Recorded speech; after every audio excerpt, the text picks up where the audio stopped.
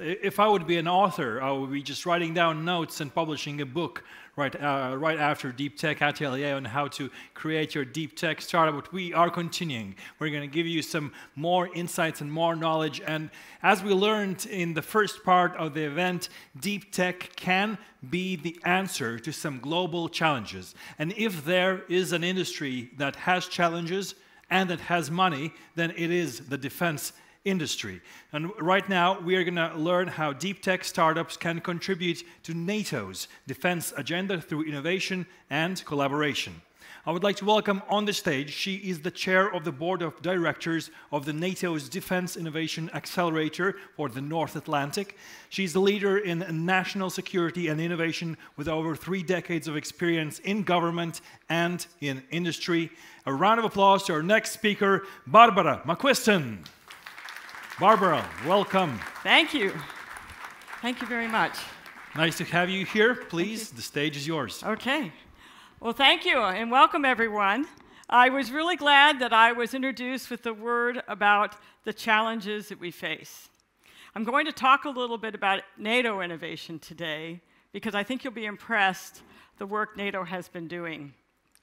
So, even before everything with Ukraine, NATO was realizing that the types of security challenges we have really require dual-use technology.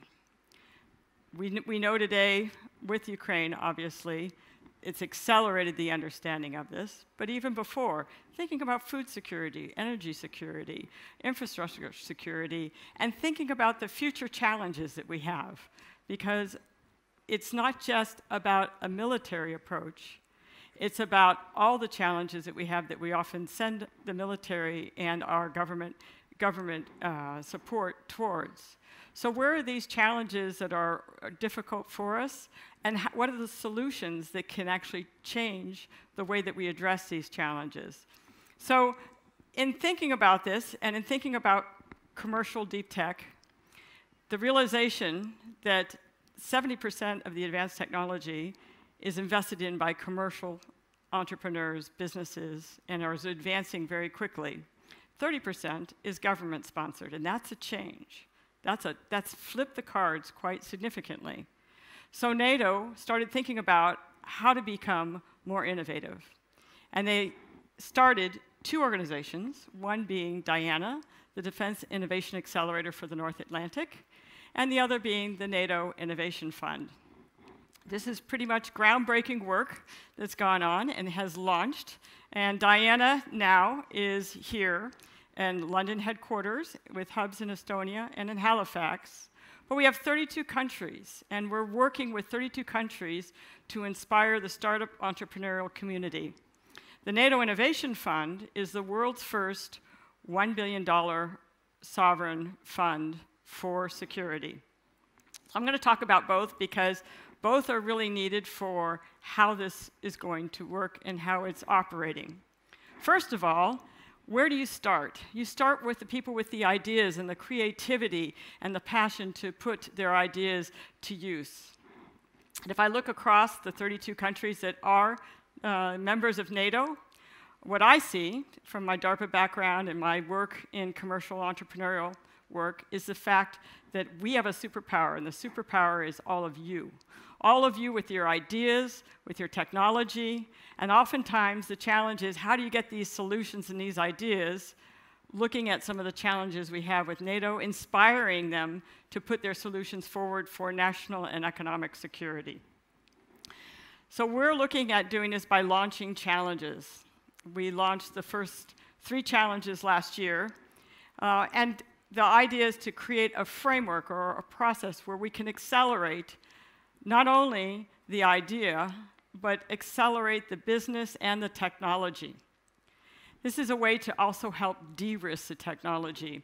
And I'll explain this. So we had challenges that went out. We had performers that put proposals in. We had awards out last year. And they're in what we call the first phase of the program, which is being able to be an accelerator to get the education and the support to understand what it takes to stand up the company, to help support them from their strategy, business strategy, to understand how to protect themselves and also where their intellectual property could extend to many markets, both commercial and defense and security. The next phase is the second phase, where you are basically putting in another proposal to talk about, well, now I've got my idea, I've matured my position more, and now I want to be able to prototype and experiment and demonstrate and work in an environment that can support this, so I can get closer connection to the market and the types of applications, and I can see how I can develop this product or solution base that you have. And then the third one is, how quickly can we actually be agile and pull in these ideas? Because everybody talks about the valley of death, and I always say, look in the mirror, because we create the valley of death. We create the valley of death by the fact that we don't move fast enough, we don't have the financial agility in some of the government systems to be able to rapidly adopt at the rate of commercial technology. So this whole process of rapid adoption is really also diffusing innovation across NATO, thinking about how they're acquiring technology and how they're supporting the security of our allied nations. So this is engaging things from the very beginning, straight through the pipeline. So we've put together national assets for this. We have a number of accelerators. This is still in the pilot phase. Latvia has Unilabs has come on board and doing well with that and has been a big supporter of everything here. But we have the first cohort going through the accelerators, again, getting that sort of intense 6 months period. They are getting this under a grant, €100,000, and again, the IP and the ownership stays with the company. That's important because of the next phase I'll talk about. But we're also networking a number of test centers so that you can actually facilitate the ability to develop your technology, be able to work in the field with it, and experiment and work on your design for rapid prototyping. As I mentioned before, we had 3 challenges that went out.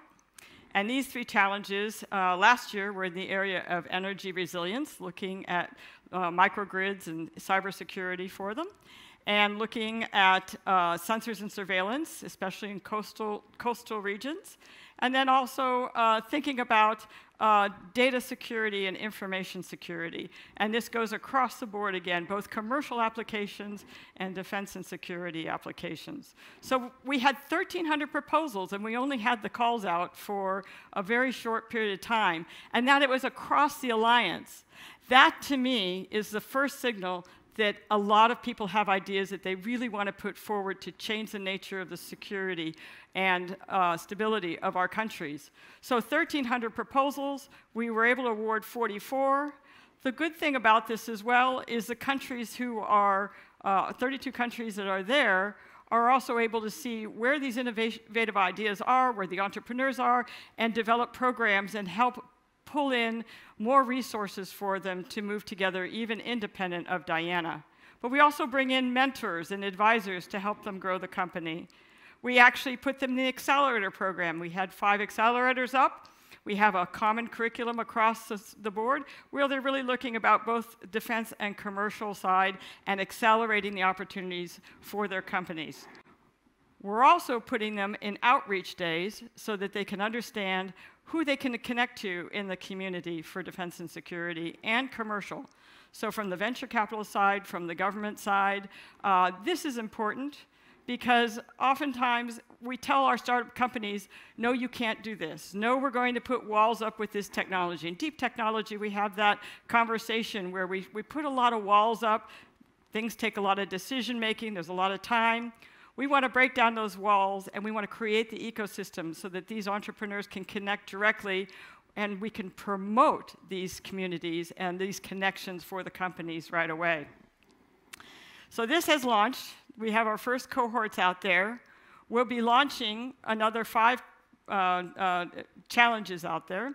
And these challenges, too, you will notice, are inspirational. Inspirational because we outline, the area that we're looking for proposals in, but we're looking for a variety of solutions. We put multiple ideas on contract towards one challenge area so that we can promote a lot of different ideas in these areas and actually work to de-risk the technology and move the right solutions forward. So, there's 5 more coming out. We're targeting 10 more in the following year. as again, we're sort of growing the organization, building our organization up at the same time that we're launching these challenges. But it's been an exceptional time to move fast with agility, just like the startups do, and be able to hit the ground running. Now the question is with this, what do you do? Where do you look for capital?